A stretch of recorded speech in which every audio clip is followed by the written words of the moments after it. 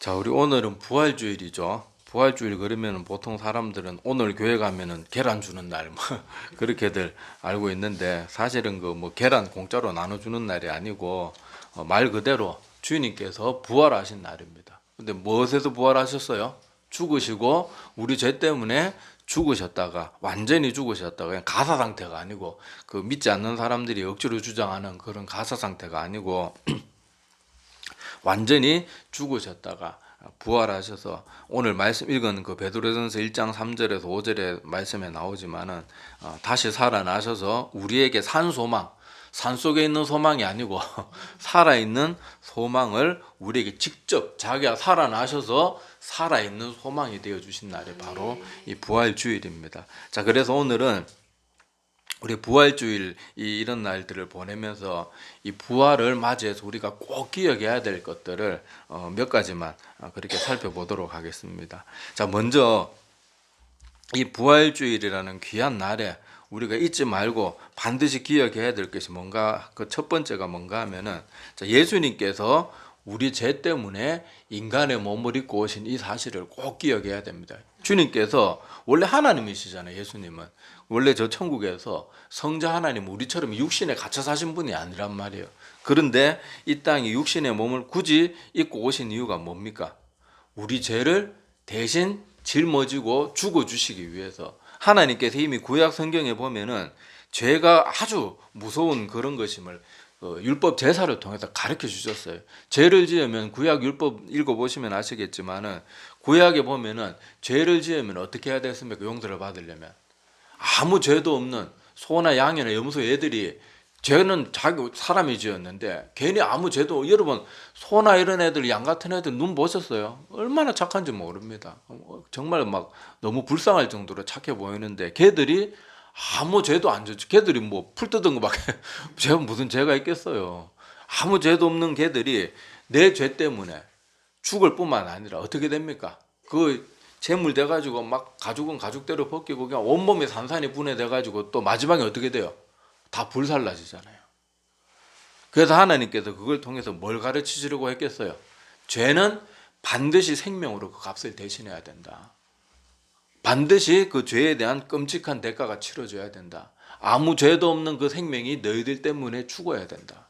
그걸 가르쳐 주시기 위해서 구약의 그 제사법을 우리에게 보여주신 거예요. 그래서 예수님은 원래 하나님이시니까 죽어줄 수가 없는 분이, 신이 어떻게 죽어요? 영이 어떻게 죽습니까? 그건 죽을 수 없. 우리 인간도, 우리 영이 육신은 이 땅에서 뭐 수명이 다 되면 죽지만은, 사고나 나고 뭐 이러면 병 걸리고 이러면 죽지만은 우리 영은 어때요? 죽을 수가 없어요. 믿는 사람이든 믿지 않는 사람이든 제가 늘 말씀드리지만 다 영원히 삽니다. 그런데 사는 장소가 달라져요. 잘 믿는 사람은 저 천국에서 영원히 사는 거고, 하나님께서 이 평생의 기회를 계속해서 주셨는데 끝까지 복음을 거부하고, 아니면 교회는 나오는데 제대로 믿지 않는 사람들, 안타깝지만 그런 사람도 많아요. 그런 사람은 영원히 지옥에 불타는 거예요.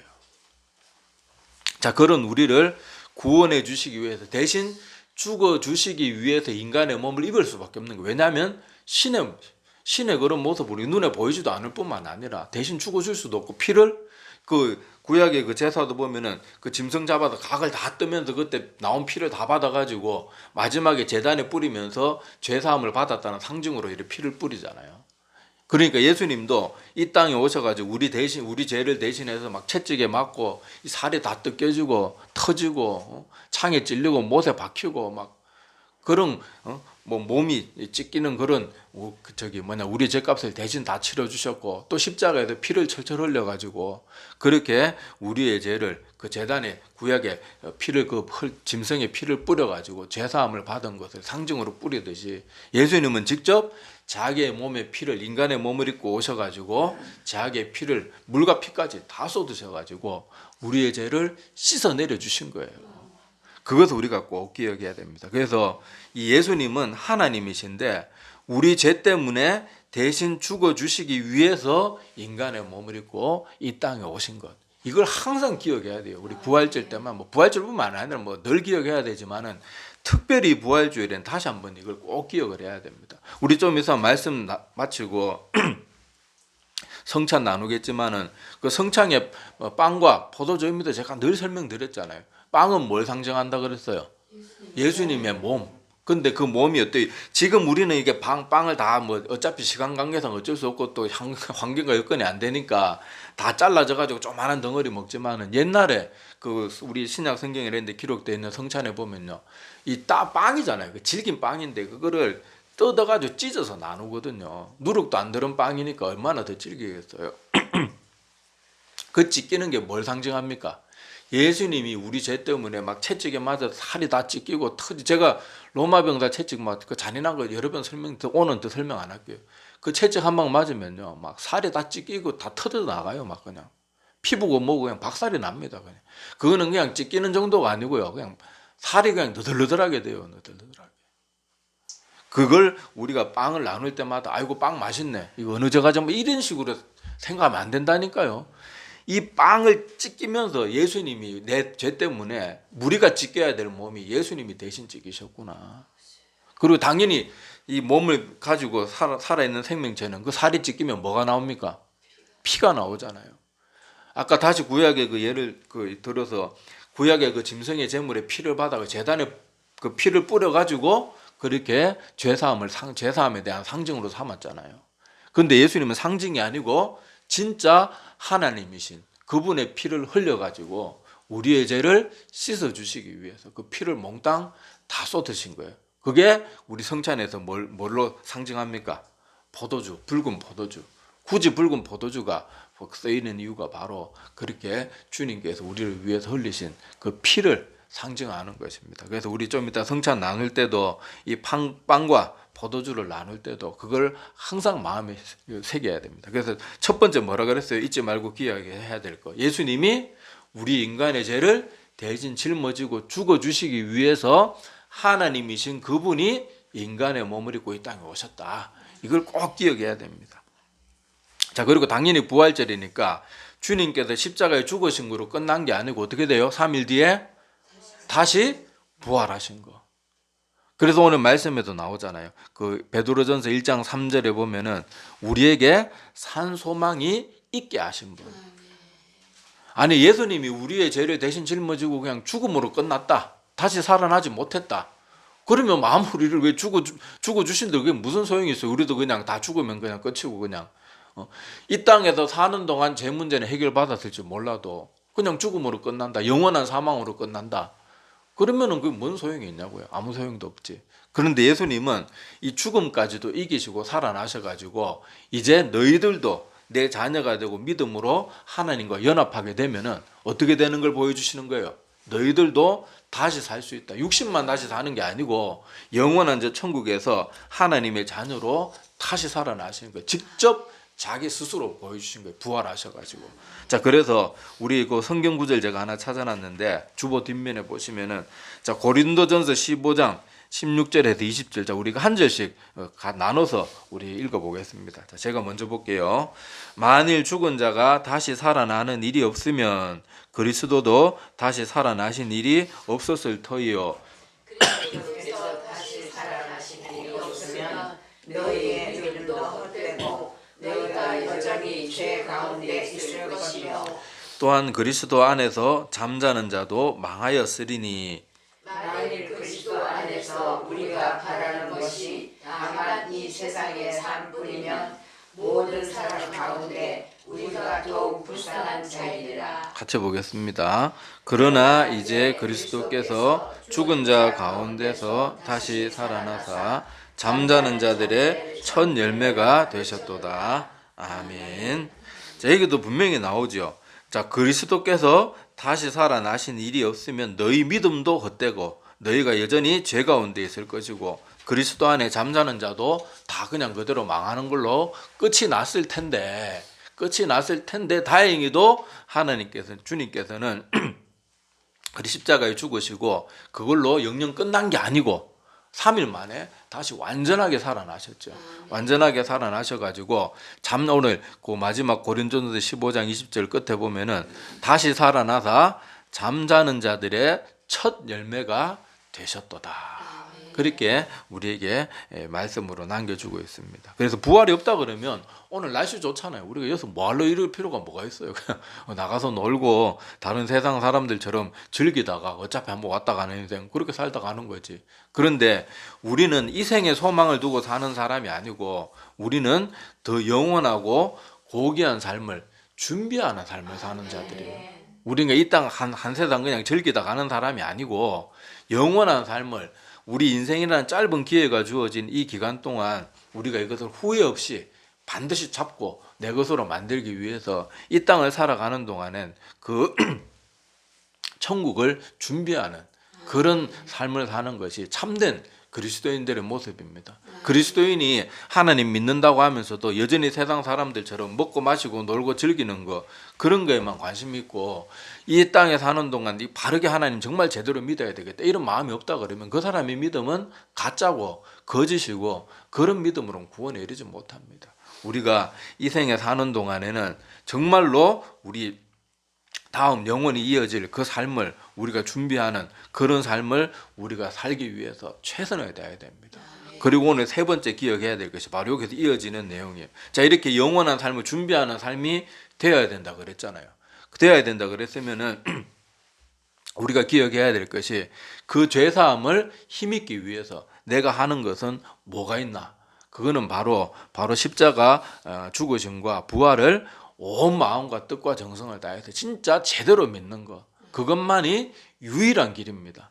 자, 거기 사도행전 4장 12절 말씀도 제가 찾아놨는데 요거 같이 또 읽어봅시다. 자, 시작.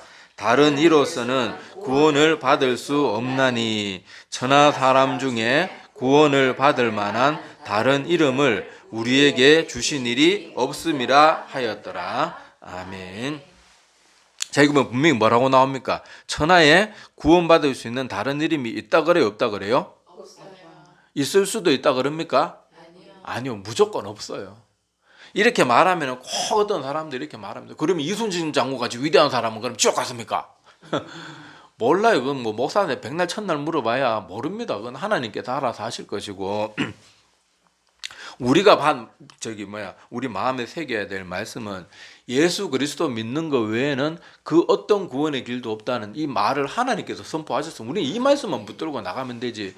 사람들이 아까도 말했다시피 뭐 이순신 장군 어떻게 됐습니까? 뭐 우리 과거 세종대왕은 지옥 갑니까? 자꾸 그런 거 묻는 사람들은요, 하나님 믿고 싶어서 그렇게 묻는 게 아니에요. 저 사람들도 지옥 갈 것 같으면 내가 믿어서 무슨 소용이냐. 안 믿으려고 자꾸 사단의 마음에 계속 몰아나는 마음이거든요. 믿고 싶어 하는 사람은 이렇게 질문하지 않습니다. 이순신 장군, 세종대왕 뭐 이렇게 묻는 게 아니고 아이고 그러면 어찌하면 구원받습니까? 사도행전에 보면 사람들 복음서에 보면은 주님께서 한 번씩 천국의 비밀에 대해서 말할 때마다 반응이 어때요? 아이고 그러면 그런 거 어떻게 믿으면 이런 식으로 반응하는 게 아주 아이고 그러면 우리 같은 사람이 어떻게 됩니까? 아니 부자도 구원 못 받으면 우리 같은 사람이 도대체 어떻게 구원받을 수 있습니까? 또 그 옥문에 옥에 갇혔던 그 사도 바울 일행이 막 풀려났을 때 옥에 갇힌 간수가 아유 그러면 우리가 어떻게 구원받을 수 있습니까? 주 예수를 믿으라 그리하면 너와 내 집이 구원을 얻으리라. 그때도 사도가 뭐 말합니까? 너희 나만 잘 따르면 돼 이렇게 말 안 하잖아요. 주 예수를 믿어라. 그걸 꼭 기억해야 됩니다. 그리고 그런 질문이 자꾸 마음을 가로막는 사람들 이거 하나 기억하세요. 이순신 장군, 세종대왕 옛날에 뭐 정말로 위대한 막 성인 막 반열에 들어가는 그 대단한 사람들 있잖아요. 그 사람이 천국에 갔을지 지옥에 갔을지는 저도 모릅니다. 모르는데 우리가 나중에 하나님 앞에 갔을 때 하나님이 그 사람을 어떻게 처분했던 하나님께서 처분한 그 방식에 대해서 토달 사람은 아무도 없고 납득 못할 사람은 아무도 없다는 거 하나는 확실히 아셔야 돼요. 자꾸 하나님에 대해서 의심하고 그런 하나님 어떻게 믿냐 그러는 거는 내가 하나님을 취사 선택하는 거예요. 이런 하나님이면 내가 믿을 만한 하나님 자격이 있는 분이고 내 의문에 이 질문에 조금 이게 해당이 안 되면은 그런 하나님은 내가 못 믿겠다 그러면 누가 하나님이에요? 내가 하나님이지 지가 하나님이지. 얼마나 어리석은 모습이고 별거 아닌 것 같은 질문 속에 얼마나 교만이 숨어 있습니까? 물론 저도 어린아이들이 물으면 막 이런 식으로 뭐 이렇게 막 상처 주시는 대답은 안 하지만은 그래도 오늘 말 나왔는 김에 이 질문을 하고 있는 그 사람들이 영혼을 가만히 들여다보세요. 제가 말하는 말이 틀린 것 같아요. 이런 질문들 하는 사람들은 다 믿기 싫어하고 세상의 정욕대로 유욕대로 살고 싶은 마음이 가득해 있기 때문에 이런 하나님은 믿기 싫어. 이러니까 믿기 싫어. 그런 하나님 왜 믿어? 자꾸 그래서 안 믿을 핑계거리만 자꾸 만들기 위해서 자꾸 이런 질문들을 하는 거예요. 내 마음이 사단에 사로잡혀 있는 거예요. 다시 말씀드리지만은요, 정말로 자기 제 문제 앞에 자기가 직면하고 자기에 대해서 자기의 본질을 깨달은 사람은요, 이런 질문 안 합니다. 아휴, 그럼 나 같은 사람은 어떻게 구원받겠습니까? 어떻게 구원받겠습니까? 어떻게요? 아이고, 데마와 같은 사람이 저렇게 주님을 위해서 한때 생명까지 걸고 사도 바울과 그렇게 함께 선교 사역까지 감당하고 성경의 인사, 그 문안 인사까지 데마의 이름으로 남아 있는 저런 사람도 세상을 사랑해가지고 그만 그렇게 떠나버렸는데 도대체 나 같은 사람은 어떻게 구원받? 이런 막 절망감이 있어야지. 맨날 뭐 저런 사람은 뭐 구원받아 안 해주면 그 하나님 어떻게 믿나? 내가 하나님보다 더 대단한 존재일 줄 아주 큰 착각에 빠져 있는 거예요. 그게 여러분 그냥 쉽게 하는 질문이 아니고요. 내가 얼마나 큰 교만에 빠져 있고 내가 내 멋대로 하나님을 선택한다는 그런 아주 사악한 교만에 빠져 있는 걸 좀 여러분 자꾸 성경을 읽으면 이런 통찰이 생겨요. 제가 뭐 똑똑해서 통찰이 생기는 게 아닙니다. 자꾸 성경 읽으면 하나님께서 성경 어느 부분 읽다가 보면 그 사람들이 이런 교만 때문에 그런 질문들을 하는 거예요. 다 성경 읽다 하나님이 깨닫게 해주신 거예요. 그러니까 성경 좀 제발 많이 읽어주세요. 성경 읽는 거 열심히 읽는 거 말고는요, 진짜 신앙생활 똑바로 제대로 할 수 있는 방법 없어요. 그리고 다시 말씀드리지만 성경 읽을 때 자꾸 뭐 내가 몇 도겠다 이런 거 자랑하려고 읽지 말고 정말로 하나님, 내가 이 말씀 속에서 정말 하나님의 생명의 길을 알고 하나님이 어떤 분인지 정말 알고 싶고 하나님을 정말로 제대로 믿고 싶습니다. 이런 간절한 마음을 가지고 하나님을 한 단어 한 단어 속에서 정말로 하나님에 대한 모든 걸 내가 쪽쪽 다 빨아들이겠다. 그런 마음으로, 간절한 마음으로 자꾸 읽으셔야 돼요. 그냥 막 아무 생각 없이 막 그냥 막 그런 식으로 아무리 읽어도 뭐 10도 20도에도 소용없습니다. 그런 식으로. 목사들 중에 이상한 길로 빠진 목사들 중에 뭐 성경 20, 30도 간 목사도 한둘입니까? 그런 식으로 성경 읽어 소용없어요. 정말 내 마음을 다, 온 마음을 다, 정말 하나님을 제가 순수한 마음으로 막 사심 없이 정말 하나님 그분만을 내가 알기를 원합니다. 그런 마음을 가지고 자꾸 읽으시기를 바라요. 자, 그래서 천하에 예수 그리스도 말고는 다른 구원받을 이름이 전혀 없다는 거. 이거를 꼭 기억하시고, 예수님께서 우리의 죄를 위해서 이 땅에 인간의 몸을 입고 오셨고, 십자가에서 대신 우리의 막 십자가 달리기 시즌 채찍 맞아서 온몸이 다 터지고 찢기고, 또 십자가에서는 양 손가발에 그렇게 못이 박히고, 머리에는 가시관이 찔려가지고 막 머리까지도 막 피가 철철 흐르고, 숨을 거두시고 난 다음에도 그 창으로 찔러가지고 그렇게 물과 피를 다 쏟으시고 우리의 죄를 갚아주신 그분이 3일 만에 살아나셨는데, 그것이 그냥 인류에게 모든 길은 문은 열어졌지만은 문이 열어져도 결국 인간이 뭐 해야 돼요? 그 문턱을 넘어서는 건 지가 해야 되는 거예요. 모든 인류에게 문은 다 열려 있어요. 아무리 악한 자에게도 문은 열려 있어요. 사이코패스에게도 문은 열려 있어요. 그런데 아무리 문이 열려 있으면 나는 그 길 가기 싫다는 사람이 그렇게 많은데, 교회 안에서도 그 길을 안 가는 사람들이 얼마나 많은데. 그러니까 세 번째로 기억해야 될 것은 내가 정말로 이 구원받을 유일한 길이신 예수 그리스도를 전심을 다해서 믿는 것 말고는 다른 길이 없다는 거. 이거를 꼭 부활절 때 꼭 기억하셔야 돼요. 꼭. 교회 안에, 다시 말씀드리면 교회 안에도요, 그 길을 안 걷는 사람이 너무 많아요. 너무 많아요. 생각보다 너무 많아요. 저도 제 자신을 돌아보면 내가 지금 그 길을 가고 있는가 의심스러울 때가 한두 번이 아니에요. 아니 매일 의심스러워요. 매일. 여전히 고쳐지지 않는 못된 뭐 그런 모습들이 있고, 여전히 부족한 모습이 있고, 여전히 마음의 생각도 하나 제대로 못 다스려가지고 맨날 갈팡질팡하고 앉았고, 그런데도 사람들이 제대로 안 믿는 사람들은 그런 겁조차도 없고 걱정조차도 없어요. 세상에서 험한 자기 알 것 다 하면서 아무 걱정이 없어요. 제대로 안 믿으면 그런 거예요. 그런데 사도 바울처럼 정말로 제대로 믿는 사람 보세요. 그렇게 간절하게 믿고 생명 내놓고 믿으면서도 내가 버림받을까 두려워하는 거. 참된 믿음의 길은요, 막 편하고 맨날 기쁨 넘치고 막 두 손 들고 찬양만 부르고 아니에요. 내가 뭐 저도 믿음이 형편없지만은 제가 그나마 조금 그래도 참된 믿음 같은 믿음을 살짝 맛보니까요, 믿음의 길은요 험난해요. 힘들어요. 기쁨과 즐거움도 있지만요, 그 외에 또 힘들고 어려운 길이 같이 있어요. 예수님께서도 뭐라 그랬습니까? 생명의 길로 가는 길은 그 길이 좁고 협착해서 찾는 이가 적다 그랬어요. 그 길이 하도 힘드니까 찾는 이가 적대요. 막 가다가 보면 길이 제대로 길 나 있는 길이 아니라 가지고 막 가시덤불에 막 여기 막 살이 끓여미고 뭐 여기가 길이 맞나 아닌가 싶을 때도 있고 아무도 그 길을 별로 안 가니까 나 혼자 이렇게 뭐 유별나게 믿는 게 맞나 오만 생각이 다 들고 그런데 그게 생명의 길이에요. 믿으면서 현대 기독교 가르치는 것처럼 맨날 기쁨만 넘치고 맨날 찬송 찬양만 막 크게 부르고 그게 참된 믿음이 아닐 수 있어요. 아닐 수도 있어요. 꼭 기억하셔야 됩니다. 그래서 이 세 가지를 여러분들이 꼭 기억해야 됩니다. 예수님께서 우리의 죄 문제를 대신 짊어지고 죽어주시기 위해서 인간의 몸을 입고 이 땅에 오셨고 또 죄에서 우리의 죄를 대신 다 짊어지고 십자가에 죽으셨지만은 어떻게 하셨다고요? 3일 만에 부활하셔서 우리에게 살아있는 소망이 직접 되어주셨어요.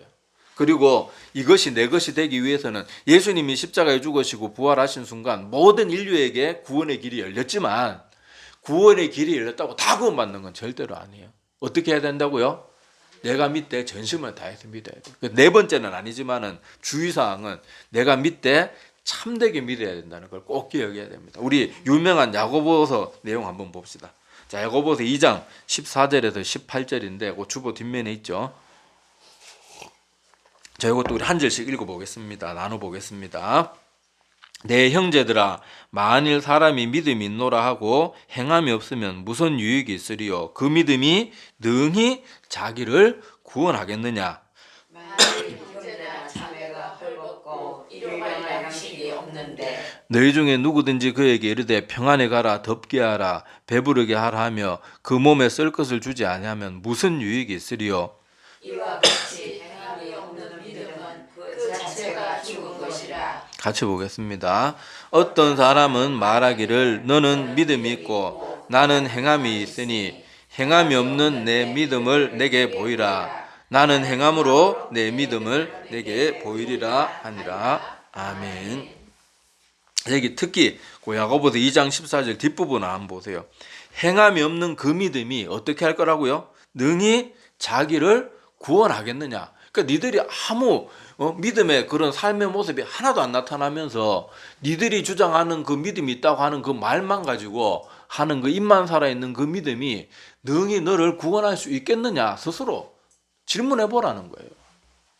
지금도 열심히 잘 믿는 분들도 있지만 여전히 저도 한때 그런 식으로 신앙생활을 했었고 교회 안에 그저 몸만 왔다 갔다 하고 그냥 다른 불교, 이슬람 뭐 아니면 힌두교 뭐 그런 종교들처럼 그냥 몸만 왔다 갔다 하는 사람이 오히려 훨씬 더 많아요. 지금도 수천 명 모이는 교회 가보세요. 거기서 정말로 하나님 앞에 말씀 앞에서 정말로 마음 아파하고 하나님 말씀 두려워하면서 한 목사님이 기도할 때는 정말 간절히 같이 기도하고 찬송할 때 온 마음을 다해서 찬송하고 예배 모든 순수에 정말 마음을 다해서 예배 드리는 사람이 과연 얼마나 있을까요? 사역자들 중에도 뭐 제대로 안 예배 안 드리는 사람 천지빛깔인데 뭐. 그러니까 우리가 정신 차려야 됩니다. 그래서 이 세 가지 꼭 기억하고 마지막 주의사항으로는 참된 믿음, 행함이 없는 믿음이 아니고는 그 믿음은 누구에게도 인정받지 못한다. 그걸 꼭 기억하셔야 됩니다. 그래서 오늘 부활주의를 맞아서 이 사실들을 우리가 마음에 꼭 새기시고 주님께서 우리를 위해서 십자가에서 죽으시고 부활하시기까지 그 모든 고난과 고통을 다 겪으셨는데 그 예수님의 십자가 죽음이 헛되지 않게 하는 유일한 길은 우리가 하나님을 믿되 참되게 믿는 거. 말로만 믿고 머리로만 믿고 그러는 믿음이 아니고 정말로 참되게 믿어서 생명의 길로 가는 것이 예수님의 십자가 죽음을 헛되이 하지 않는 유일한 길이라는 거. 그것이야말로 하나님을 가장 기쁘게 하는 일이라는 거. 헌금 아무리 많이 해도 내가 참된 믿음이 없이 헌금 10억, 20억을 갖다 바치면 뭐합니까? 내가 온 마음을 다해서 하나님 믿어서 내가 생명의 길로 그렇게 우리가 이 세상의 삶이 끝났을 때 하나님의 자녀로 인정받는 거.